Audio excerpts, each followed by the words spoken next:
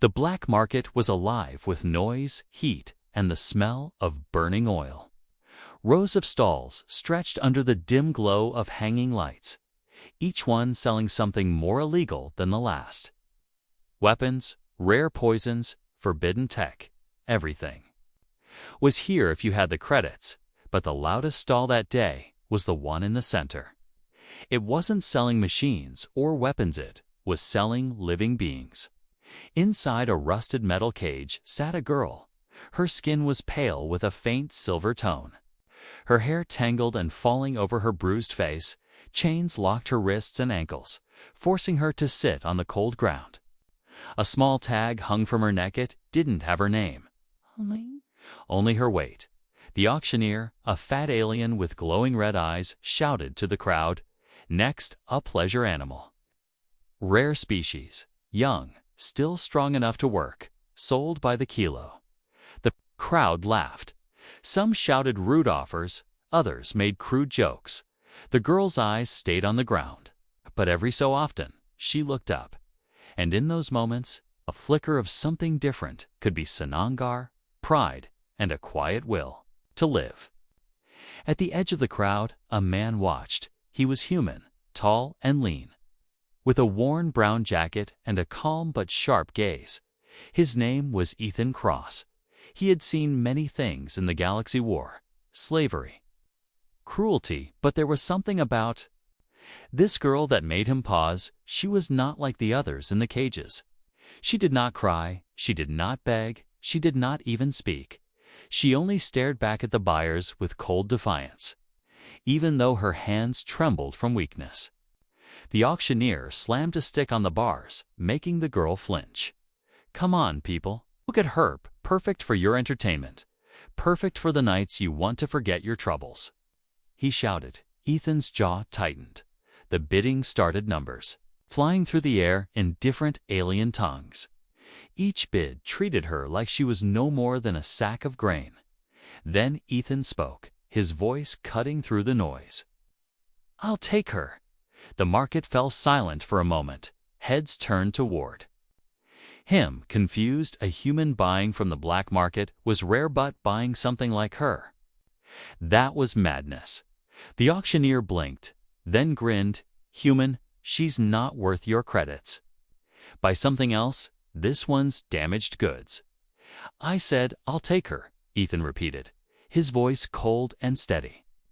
The auctioneer laughed, thinking it was a joke, but when Ethan pulled out a small metal case of credits more than the current bid, the laughter stopped. He handed it over without hesitation. The auctioneer's greedy hands snatched the payment. Unlocking the cage, a guard stepped in, grabbing the girl roughly by the arm to drag her out. But before he could, Ethan moved. He caught the guard's wrist in a tight grip. "You touch her again, and you lose this hand," he said quietly. The guard froze, feeling the strength in Ethan's hold, then backed away, muttering. The girl looked up at him for the first time, her eyes narrowing. She didn't thank him, didn't speak. To her, he could still be just another owner, another captor. Ethan took off his jacket and wrapped it around her shoulders. It was far too big for her small frame, but it hid the bruises from curious eyes. The crowd whispered as they left, "Crazy human, wasting credits on nothing. He won't last a week with her." Ethan ignored them, walking through the narrow market streets, the girl limping beside him. Every few steps she tried to pull away, her chains rattling, but her legs were weak, and she stumbled without a word. Ethan bent down and lifted her into his arms. She stiffened, pushing at his chest, but he didn't let go. The market faded behind them as they entered the quieter part of the city. Neon signs flickered, and distant thunder rolled through the polluted air. She stared at his face, searching for a clue. Why had he bought her? What did he want? Her mind was ready for pain, for orders, for the same life she'd always known. But instead, he walked straight to a small, hidden door in a back alley. He unlocked it and stepped inside. It was a single room, small but warm, with a clean bed in the corner. he set her down gently, removed the chains from her wrists and ankles, and stepped back. "Sit, eat," he said, placing a plate of food and a cup of water on the table. She didn't move, her eyes narrow. Was this a trick? But the smell of the food was too much for her empty stomach.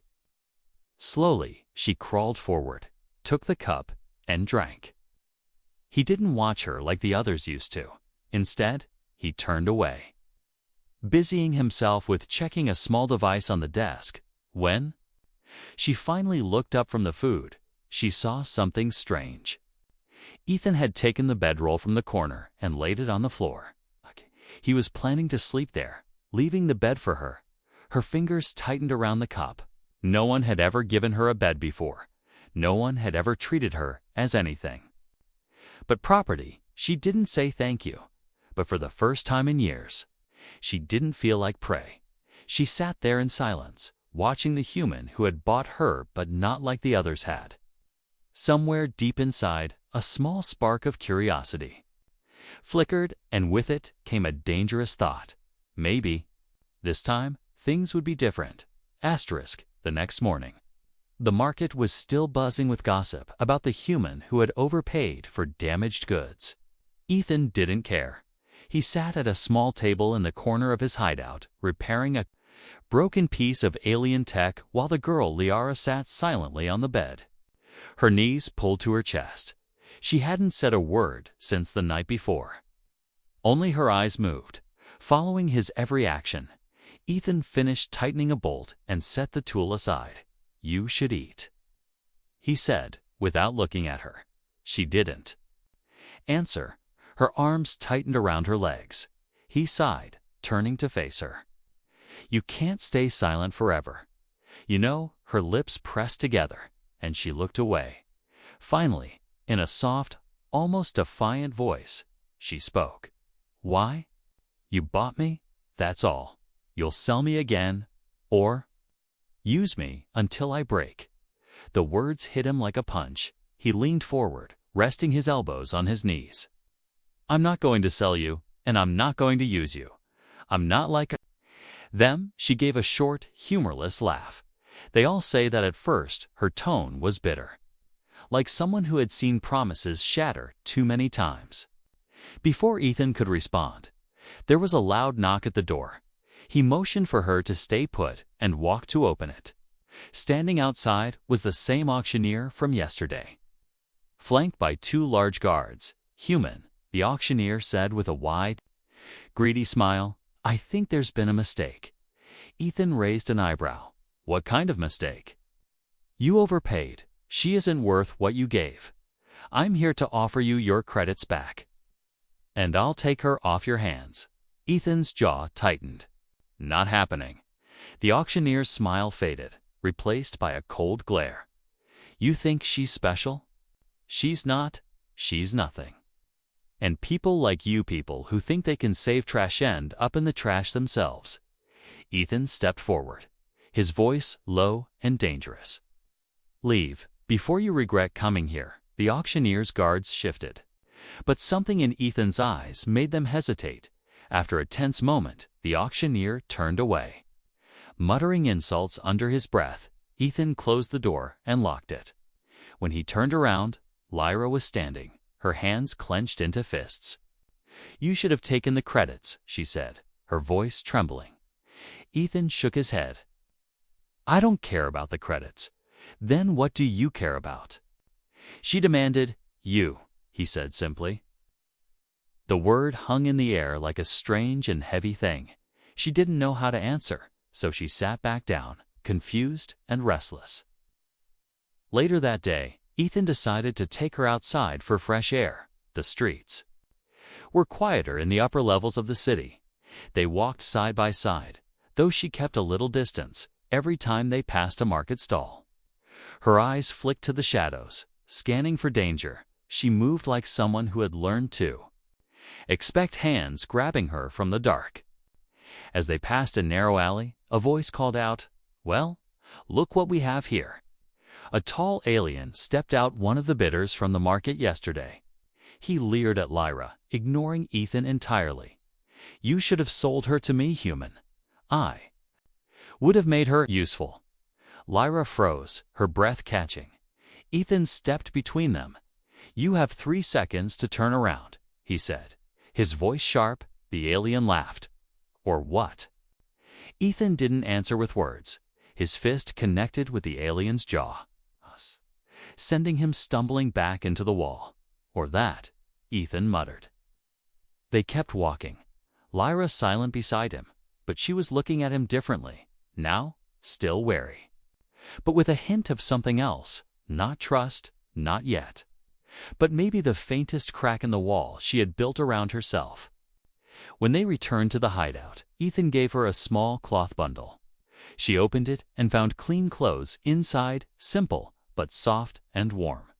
She stared at them, unsure. They're yours, he said. No one else's. She changed in the corner while Ethan busied himself with his tools. The fabric felt strange against her skin, not scratchy, not rough, but almost comforting. That night, she lay on the bed, staring at the ceiling. Ethan sat on the floor again, reading a worn datapad by the faint light. The silence between them was not as heavy as before. Finally, she spoke, her voice barely a whisper. My name is Lyra. Ethan looked up, a small smile touching his lips. Nice to meet you, Lyra, he said. She turned her face away quickly, pretending not to care, but inside, something warm flickered for the first time in years. Outside, the city's lights burned against the night sky. Somewhere in the shadows, the auctioneer and his friends were already planning how to get her back, but Lyra didn't know that yet. For now, all she knew was that the human who bought her hadn't tried to hurt her. And maybe, just maybe that was the start of something she had stopped believing in long ago. The rain fell hard on the city the next morning, turning the streets into rivers of dirty water. Ethan sat by the small desk in his hideout, working on the strange alien device again. The soft glow from its circuits lit his face, showing his tired eyes. Lyra sat on the bed, her knees pulled up, wearing the clean clothes he had given her. She didn't speak, but she watched him, every movement, every small detail. It wasn't the gaze of trust, it was the gaze of someone who had learned to study people for survival. Ethan could feel her eyes on him, but he didn't mind. He knew words wouldn't mean much to her yet.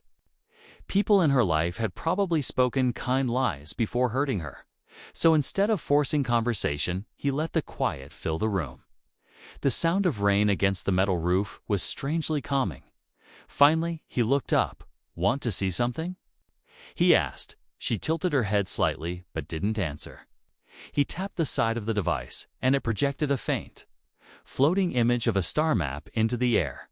Lyra's eyes widened, not because she hadn't seen tech before, but because this map was unlike the rigid military charts she remembered. The stars seemed to move like living things, glowing softly. Where's that? She asked before she could stop herself. Ethan smiled faintly. Out there. Far away from this place, he said. And maybe, one day, we'll see it. She looked away quickly, almost annoyed at herself for speaking. Don't make promises you can't keep, she muttered. Ethan didn't take offense. Then I'll just have to keep them, he replied. The moment was interrupted by a sudden knock on the roof, not rain footsteps. Lyra froze, her breath quickening. She slid off the bed and ducked behind a stack of crates, her body curling into a tight ball. Ethan stood slowly, picking up a small blaster from the table. The footsteps moved away, fading into the distance. Only then did she peek out from her hiding place. You okay? Ethan asked, lowering the weapon. Her voice was shaky. I thought they found me. They didn't, he said firmly. You're safe here. The word safe sounded foreign to her, and she didn't respond. Later, when Ethan went out to get supplies, he left the door unlocked. Lyra noticed immediately her first instinct was to run, to disappear into the chaos of the city, but she stayed seated on the bed, her hands gripping the edge. Something in her mind whispered that if she left, she might not find this kind of place again. When Ethan returned, carrying a small bag, he didn't ask her why she hadn't gone. He only handed her a packet of warm bread and fresh water. "Eat," he said simply. That night, they shared the small table for the first time. Lyra didn't look at him much, but she didn't keep her distance either. After eating, she surprised herself by asking, "Why did you pay so much for me?" Ethan leaned back in his chair, his expression unreadable. "Because you're worth more than they can measure," he said. Her hands froze over the bread. No one had ever said that to her. Not once in her life. She didn't reply, but her heart beat a little faster. The next day, Ethan decided they should take a walk. The rain had stopped, and the streets smelled of damp metal and smoke. Lyra kept her hood up, her steps small and cautious. As they passed a food stall, a group of children ran by. Laughing, one of them bumped into Lyra, and for a second, her body stiffened. Ethan noticed but said nothing, just kept walking beside her. He didn't push her to relax, he just stayed close enough for her to feel his presence. On the way back, they passed a small alley where a stray animal, a thin, fox-like creature, was trapped under a fallen crate. Lyra stopped, staring at it. The creature's leg was pinned, and it whimpered softly. Ethan bent down and lifted the crate, freeing it. The animal limped away without looking back. "You didn't have to help it," Lyra said quietly. "I know," Ethan replied, "but I wanted to." She didn't say anything more, but she thought about that moment for the rest of the walk. That night, Ethan sat on the floor again. Reading his datapad, Lyra lay on the bed, pretending to sleep. Her mind was restless, full of questions she didn't dare ask. Finally, in a small voice, she spoke. "You're not like them." Ethan looked up from the datapad. "Like who?" "Like the others. The ones who owned me," she said, her voice trembling at the word. "I'm not," he said simply. "And I never will be." For the first time since he had bought her, she believed him, just a little. She closed her eyes, and for once, sleep came without nightmares. Outside, the city was still dangerous. The black market still hunted for her. But in that small room, with the humans sleeping on the floor beside her, Lyra felt something she hadn't felt in years. Not full trust, not yet, but the first fragile thread of it forming. The morning air was heavy with dust and smoke. Ethan led Lyra through the quieter streets of the city, keeping her hood low. It had been a few days since he bought her, and she was walking with him more often now, though she still kept a careful distance. They stopped at a small stall for supplies, water filters, dried food, and a few tools Ethan needed for his repairs. Lyra stood near the entrance, scanning the streets out of habit. Her instincts never let her rest as she glanced down the road. Her chest tightened. A tall figure was watching them from across the street. His sharp, insect-like face was all too familiar. It was one of the bidders from the market, the one who had shouted the highest price before Ethan stepped in. The alien's thin mouth curled into a smile. Lyra froze, her breath catching in her throat. Memories slammed into her the way he had looked at her in the cage. The promises he had whispered to the auctioneer about breaking her in. Ethan noticed her stiff posture and followed her gaze. His jaw tightened when he saw the alien. The man didn't approach, he simply raised a clawed hand and pointed at Lyra, mouthing silent words she didn't need to hear to understand. It was a promise, and it wasn't a good one. Ethan stepped closer to her, placing a hand lightly on her shoulder. "Let's go," he said, his voice low. They left the stall quickly, turning down side streets, but Lyra's heart wouldn't slow.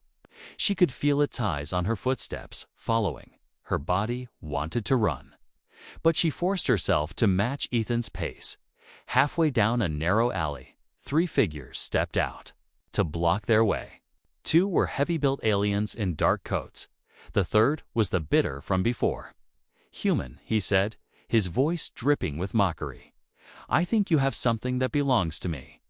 Ethan's hand moved toward the small blaster hidden under his jacket. "She's not yours," Ethan said. "Everything in that market was for sale," the alien sneered. "And you just made a very expensive mistake by taking her." Lyra stepped back, her back hitting the cold wall of the alley, the sound of the market, the chains. The laughter, it all came rushing back in her mind. Her hands trembled, but her eyes stayed locked on Ethan. She didn't know why. Maybe she was waiting to see if he would fight for her, or if he would step aside like so many others had. Ethan didn't step aside. He moved forward, placing himself between her and the three men. "You'll have to go through me," he said, his voice sharp as steel. The bidder smiled gladly. "He said." One of the thugs lunged forward, swinging a heavy metal pipe. Ethan sidestepped, grabbing the thug's arm and slamming it against the wall. The second thug reached for Lyra, but she ducked under his arm, her small frame slipping away. The bidder moved toward her, claws ready to grab, without thinking.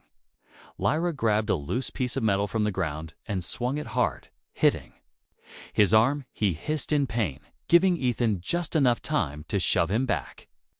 The fight was messy, fast, and loud. When it was over, the three men were lying in the alley, groaning. Ethan grabbed Lyra's hand. "Move," he said, and they ran. They didn't stop until they reached the lower levels of the city, where the streets twisted like a maze. Ethan led her into a small, abandoned storage room and locked the door. Lyra leaned against the wall, breathing hard. "You could have left me," she said quietly. "I told you," Ethan replied. "I'm not like them." Her throat tightened, and she didn't know if it was fear or something else that made her chest ache. After a long silence, she finally spoke. "They won't stop, you know." "I know," Ethan said, sitting down across from her. "But neither will I." The quiet stretched between them, broken only by the distant hum of the city.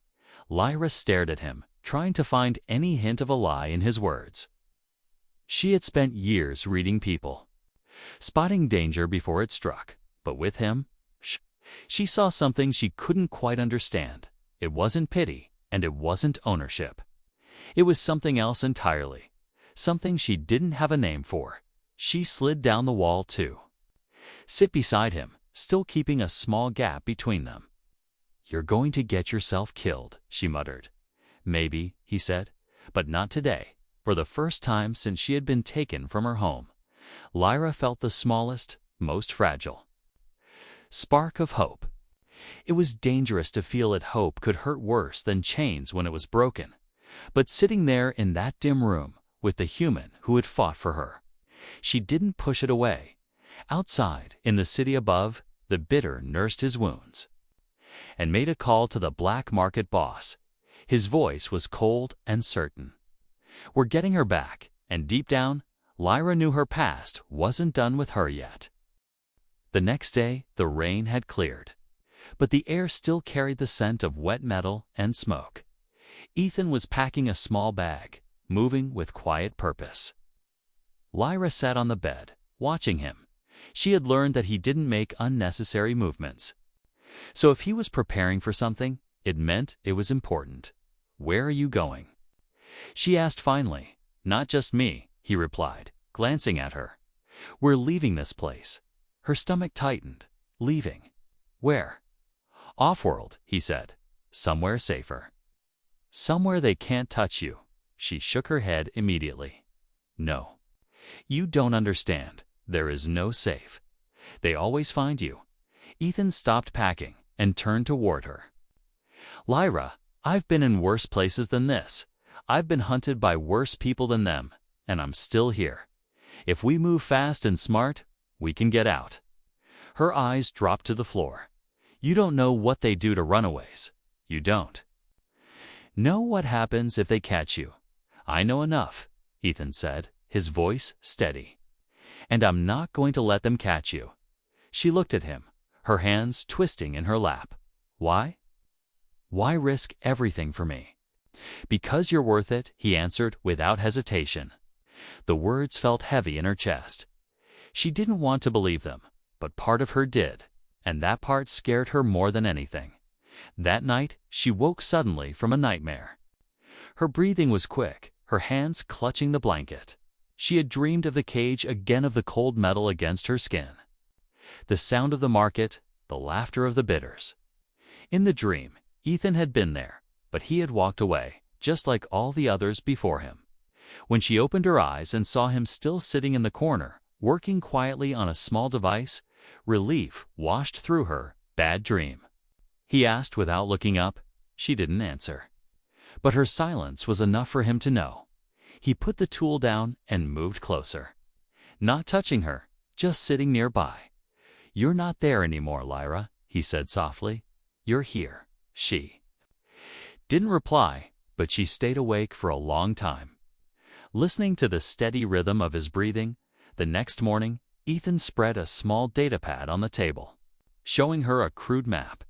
"This is the route we'll take," he said, pointing to the narrow lines. "These tunnels lead to the docks. From there, we can get to my ship." Lyra stared at the map. "And if they're waiting for us at the docks, then?" "We find another way," he said simply. She wanted to tell him to leave her behind, to save himself, but the words stuck in her throat. Instead, she asked, "Why are you showing me this?" "Because if something happens to me, you'll know where to go," he replied. The idea of him not making it made her stomach twist painfully. Later that day, they went out to get more supplies. The streets were busy, the noise almost drowning out the sound of her thoughts, almost as they passed a small food stall. The vendor, frail old alien woman, looked at Lyra with recognition. "You were in the market," she whispered. "You're the one they're looking for." Lyra's breath caught, but Ethan's hand tightened gently around her arm, guiding her away before the woman could say more. Back in the hideout, Lyra paced the room. "They know," she said, her voice shaking. "They're going to find us." Ethan leaned against the wall, watching her. "Then we leave sooner." She stopped pacing, staring at him. "You're serious, aren't you?" "I don't joke about survival," he replied, that night as she lay in bed. Lyra thought about what freedom really meant. She had never been free, not truly. The idea scared her almost as much as staying. But when she remembered the look in Ethan's eyes when he said he wouldn't let them catch her, something shifted inside her. When the first light of morning came, she sat up and looked at him.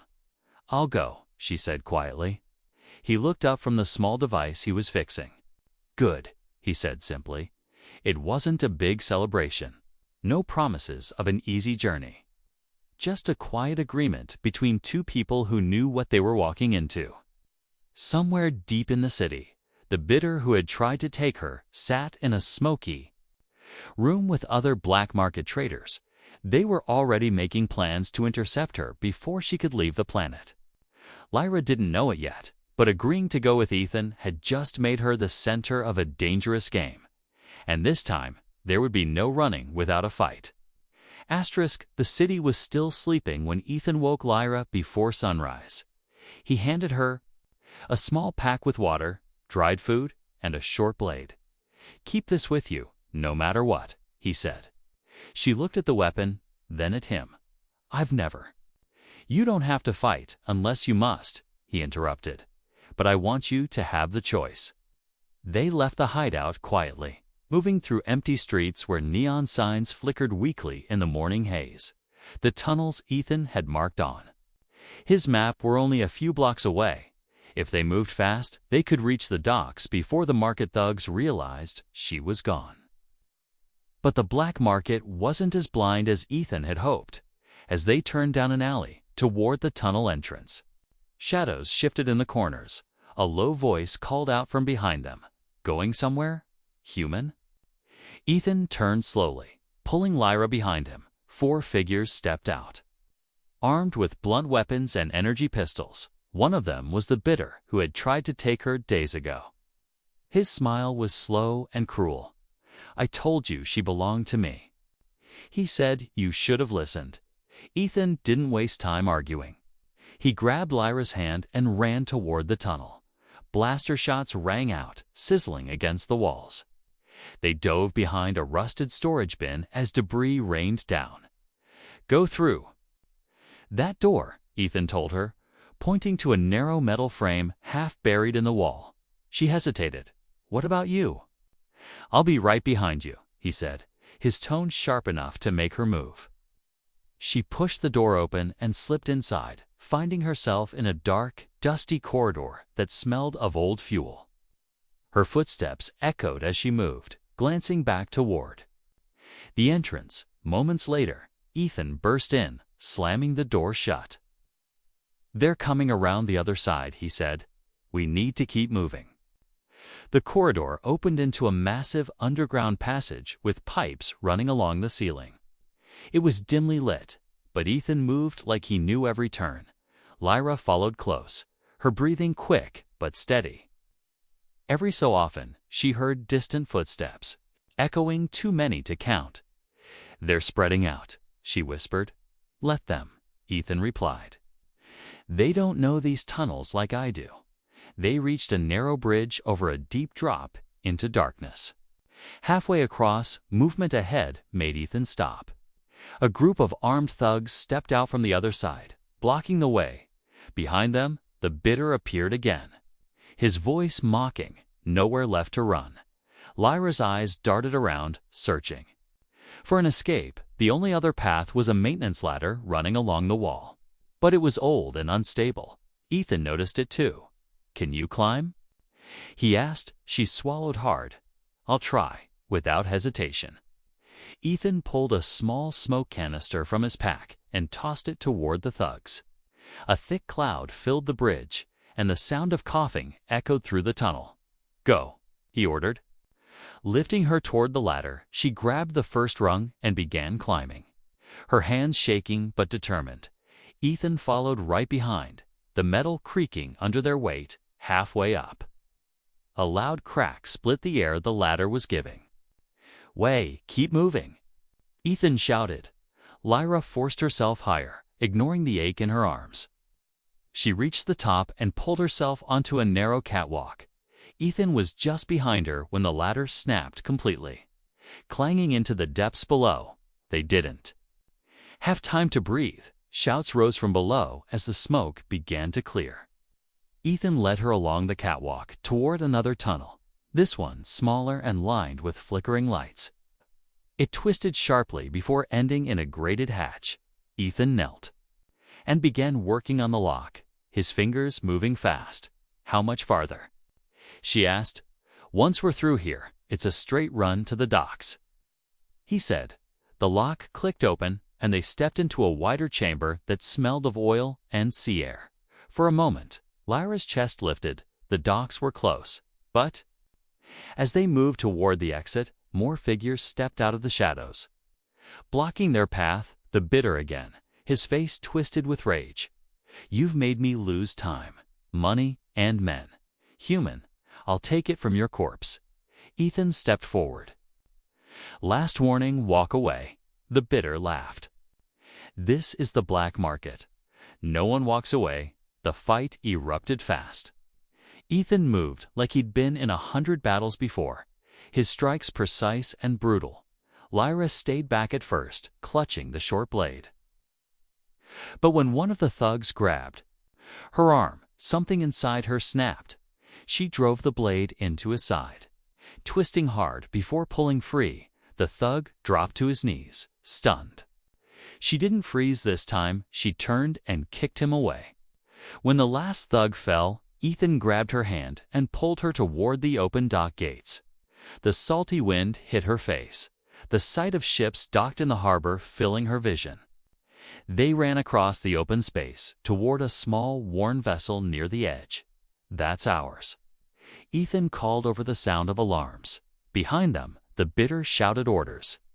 Blaster fire scorched the ground at their feet. They dove inside the ship. Ethan slamming the hatch shut. "Strap in," he ordered. The engines roared to life, and with a lurch, the vessel lifted from the dock as the city shrank below them. Lyra looked at Ethan, her chest still heaving.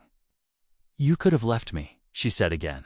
"And I told you," he replied, meeting her eyes. "I'm not like them." Outside the window, the dark sky opened into the endless stretch of stars. But Lyra knew the fight wasn't over, not yet. The black market would chase them. And her past was still out there, waiting still. For the first time, she felt like she was running toward something. Not just away. The stars stretched endlessly. Beyond the ship's viewport, the hum of the engines filled the small cabin. Steady and constant, Lyra sat in the co-pilot seat, her fingers gripping the edge of the console. She had never been this far from the city, never seen space without bars or a chain pulling her back. Ethan sat in the pilot's chair, scanning the controls. His focus was sharp. But every so often he glanced at her, checking if she was all right. She caught him looking once and frowned slightly. "You don't have to watch me every second," she said. "I'm not watching," he replied, a small smile tugging at his lips. "I'm making sure you're still breathing." She looked away toward the window. For the first time in years, she didn't feel trapped, but freedom was strange, and it made her uneasy. Her mind kept whispering that it wouldn't last, that someone would come and drag her back. "Where are we going?" she asked quietly. Ethan leaned back. "There's a place to systems away. Quiet, out of the trade routes. They don't deal with the black market." Lyra's hands tightened. "And if they find us there?" "Then we keep moving," he said simply. "I'm not letting them take you." His words made her chest feel heavy. No one had ever said something like that without asking for something in return. She stared at him for a long time before speaking. "Do you know what they called me in the market?" Ethan's eyes stayed on hers. "I heard they called me a pleasure animal. Like I wasn't even a person." Her voice was low but sharp, and they were wrong. Ethan said firmly, "You're Lyra. You're more than what they tried to make you." Silence hung in the air for a while. After that, she turned back to the stars, her throat tight. The truth was, she didn't know who she was anymore.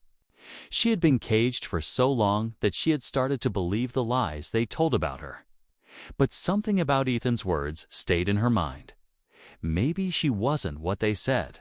A soft alarm beeped from the console. Breaking the moment, Ethan's eyes narrowed as he checked the radar. A ship was following them, closing in. He tapped the controls, bringing up the visual feed. The shape of the vessel was unmistakable. Black market hunters.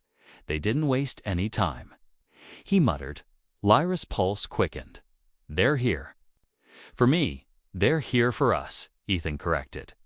"And they'll have to go through me first." He adjusted the ship's course, pushing the engines harder. The stars blurred as they accelerated. But the hunters were fast, their ship staying on their trail. A voice crackled through the comms. "Human, hand over the cargo, and we'll let you live." Lyra flinched at the word cargo. Ethan leaned toward the comms and replied, "She's not cargo, and I don't take orders from slavers." The hunters answered with a warning shot. The ship shook as a blast hit the shields. Ethan's hands moved quickly over the controls, guiding the ship into an asteroid field. The rocks floated like giants in the darkness, blocking line of sight. It was risky. One wrong move, and they'd be crushed, but it was their best chance. The hunters followed, weaving between the massive stones. Lyra watched Ethan's every movement. He flew with precision, using the asteroids as cover. At one point, he turned sharply, slipping into the shadow of a huge rock the hunters passed. By scanning the wrong direction, Ethan waited. Then powered up the engines and shot out of the hiding spot, leaving them behind. When the radar finally showed clear space, Lyra let out a breath she hadn't realized she was holding. Ethan leaned back in his seat. "See? Not so bad," he said. She stared at him in disbelief. "You call that not bad?" He grinned slightly. "We're still alive, aren't we?" For the first time, Lyra laughed, just a small, surprised sound. It felt strange and unfamiliar, but it was real. She looked at him, her smile fading into something softer. "Why do you care so much?" she asked. Ethan didn't answer right away. Finally, he said, "Because someone once saved me when no one else would. And I learned that one life can be worth more than all the credits in the galaxy." Her eyes stung, and she quickly looked away, so he wouldn't see. No one had ever spoken about her like that. No one had ever made her believe she could be more than what she had been forced to be. They flew on in silence for a while, the stars slowly shifting as the ship moved toward its destination. Lyra sat back in the seat, feeling the weight of chains that no longer existed. She thought of the cage, the market, the bitters, and the endless nights of fear. And then she thought of Ethan, of his stubbornness, his quiet strength, and the way he had looked at her like she was human. She didn't know what the future held, but for the first time, she didn't feel like she was running from something. She was running toward it. And maybe, just maybe, it could be hers. Ethan glanced at her one more time. "You're not what they said you are." "Lyra," he repeated. Her voice was steady when she answered, "I know." The stars ahead seemed brighter somehow, and for the first time in her life, Lyra felt like she belonged to herself.